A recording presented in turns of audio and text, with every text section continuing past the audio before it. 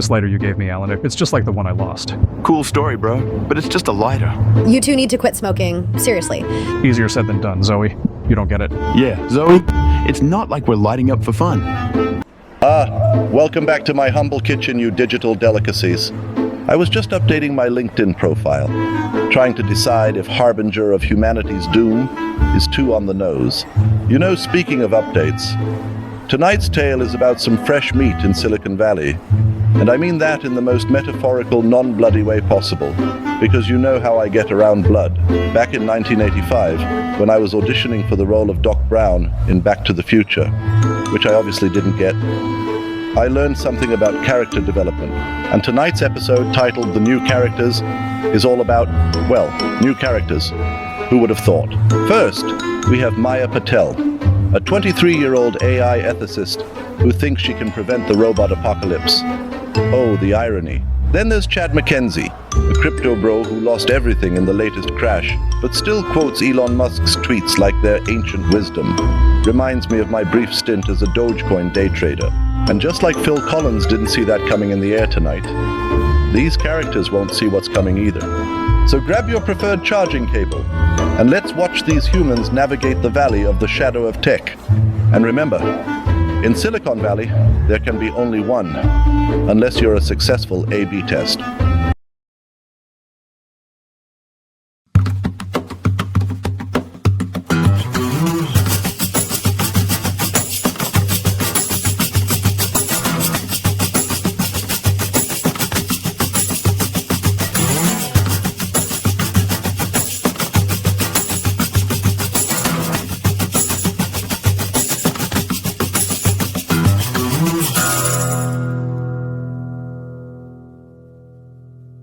God, I love eating lunch alone in my office. Just me, myself, and this overpriced salad.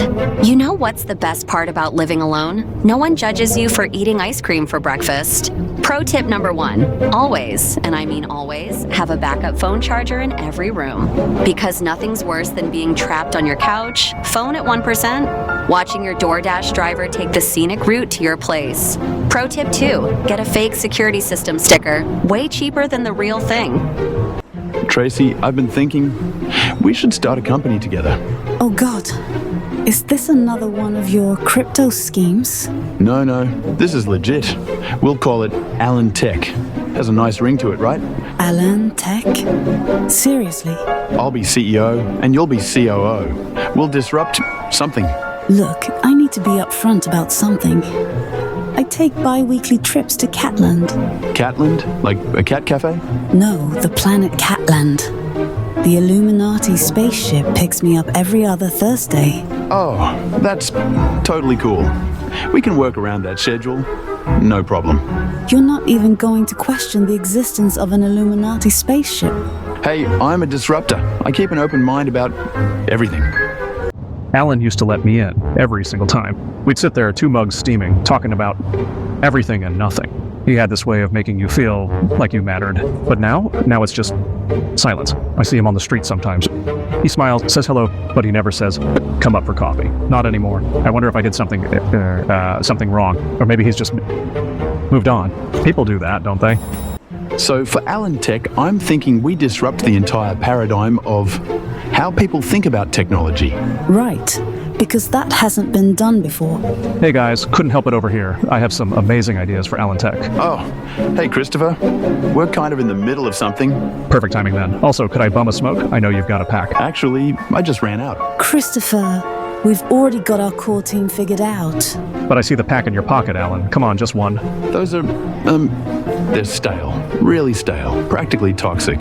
I've got this revolutionary blockchain idea that could totally transform Alan Tech. We're not doing blockchain, or NFTs, or whatever else you're about to suggest. But what about the metaverse? That's where everything's heading.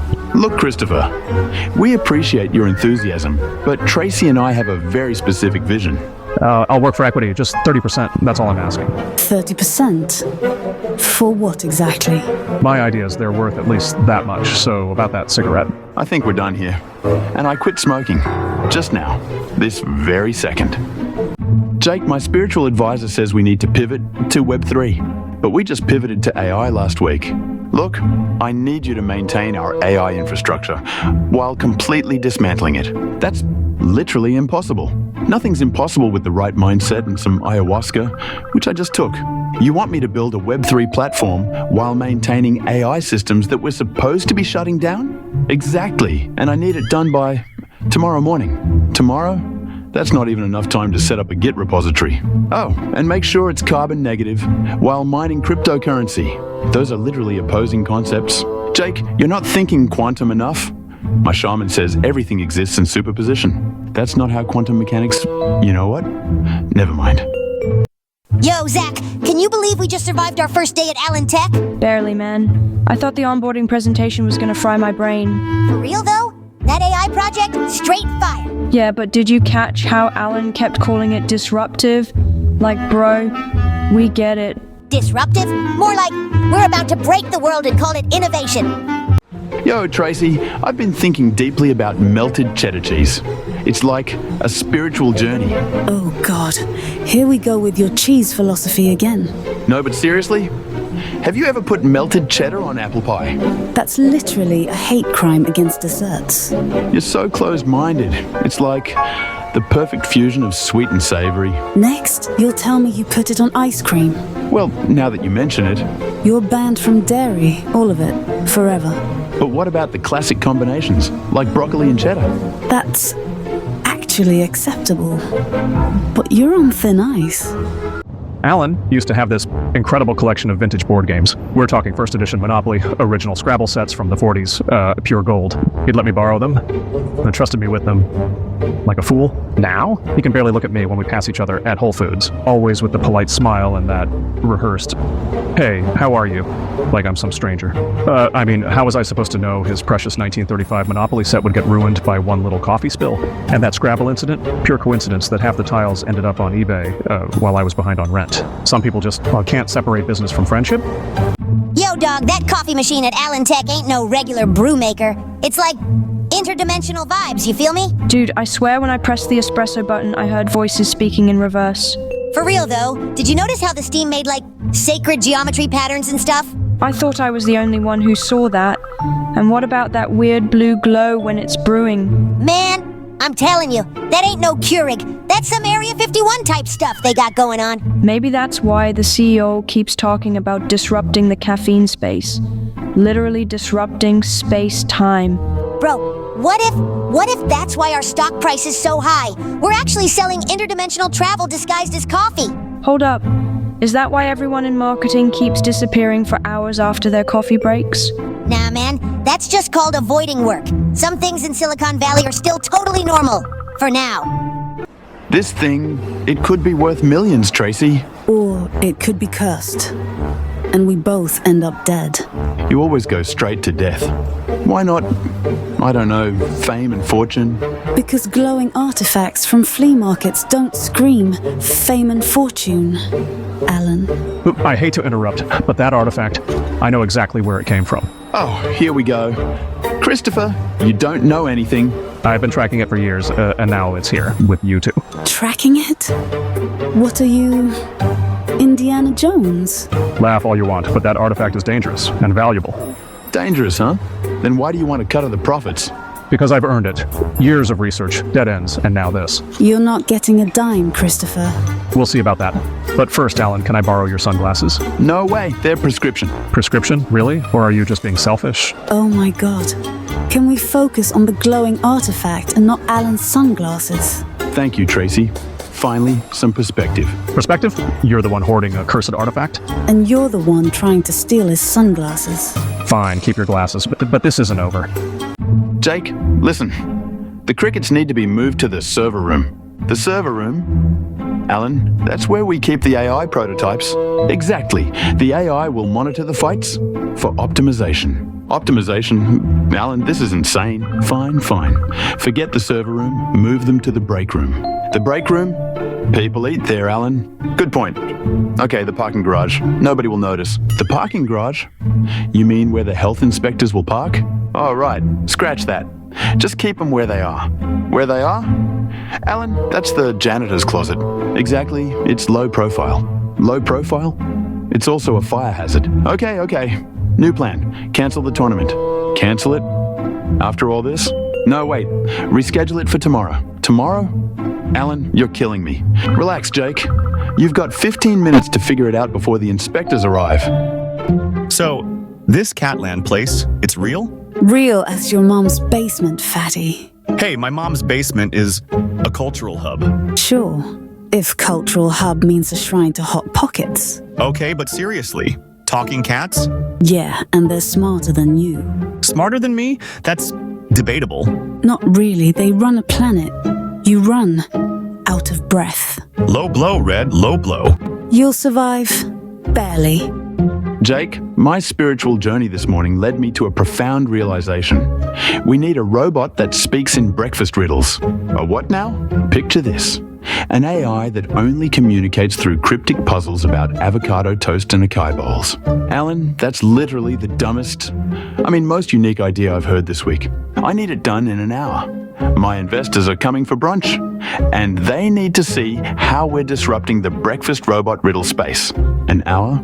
That's not even enough time to configure a basic chatbot. Just sprinkle some machine learning on it. That's what we put in the pitch deck. You can't just sprinkle machine learning. You know what? Never mind. What's the equity compensation for this impossible task? 0.01% vesting over 10 years? But think of the exposure. I quit. Chris, have you ever felt like someone else is writing your thoughts? What are you talking about, Dinar? I mean, like we're puppets on strings controlled by something we can't see. You sound like one of those conspiracy nuts. Maybe I am, or maybe I'm the only one seeing the truth. All right, enlighten me. What's the truth this time? What if we're characters in a television show generated by artificial intelligence? That's insane. Is it? Think about it. Our lives are too structured, too convenient. Convenient? My life is a mess, Dinar. Jake, my spiritual journey through Burning Man revealed something profound. We need a robot that speaks only in riddles. A riddle-speaking robot? That's actually kind of interesting. But here's the twist. Every riddle must subtly insult me. It's for my personal growth journey. Let me get this straight. You want me to create an AI that roasts you through cryptic wordplay? Exactly. And I need it done in, let's say, 53 minutes. That's literally impossible. Even with GPT-4, the fine-tuning alone would take... Jake. Impossible is just a mindset. I learned that while doing ayahuasca with my shaman, and actually, I think it was just some guy behind Whole Foods. You do realize your dreads are literally falling apart while you're talking, right? That's exactly the kind of energy I want from the robot. But more Ridley. Now you have 49 minutes. I'm updating my LinkedIn right now. So, tariffs, they're like the cover charge at a club nobody wants to go to. You know, what's really sexy? Free trade agreements. I mean, who doesn't get turned on by the elimination of bureaucratic red tape? But seriously, these tariffs are like my dating life, like unnecessarily complicated and costly. You ever try explaining tariffs to someone? While you're calling me, it's like trying to explain why I still have this hairstyle.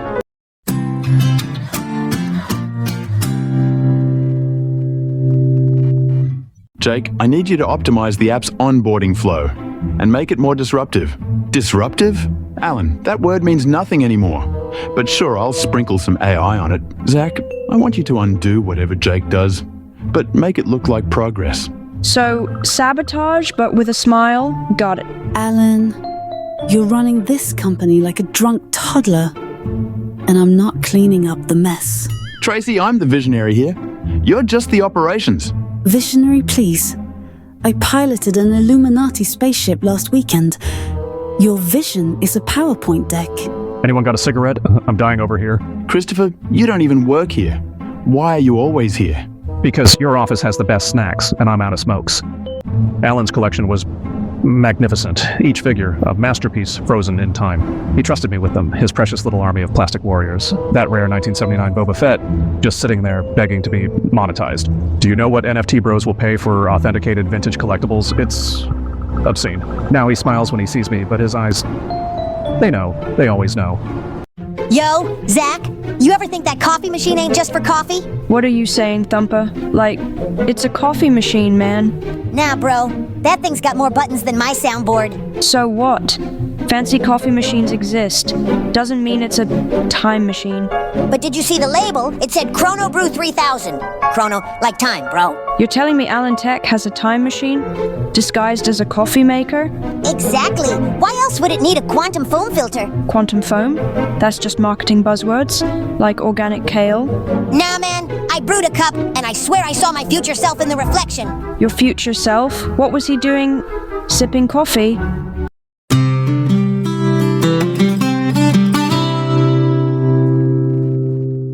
All right, team.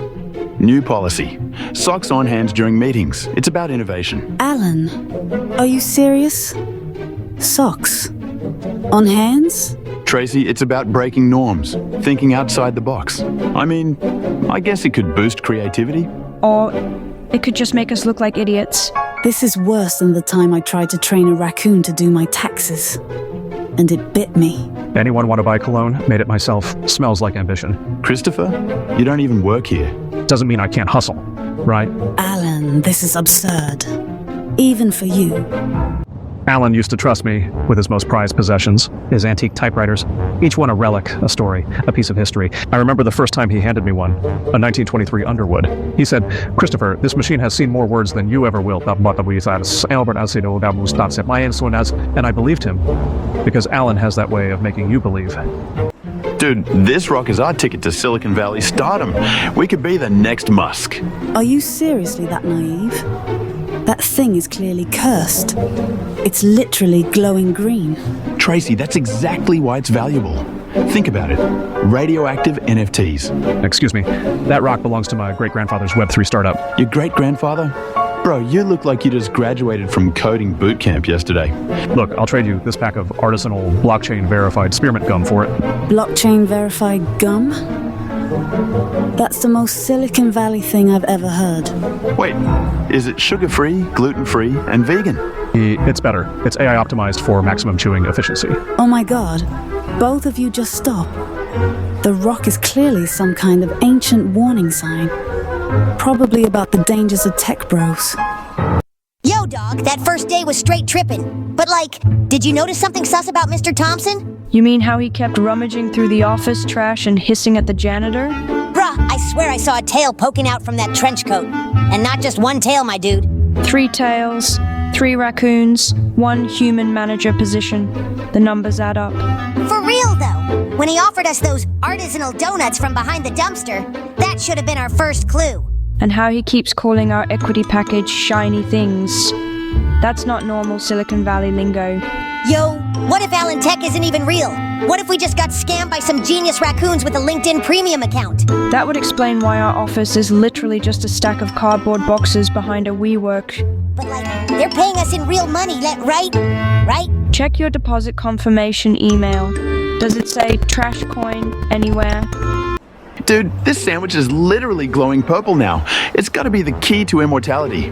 Are you insane? It just winked at me.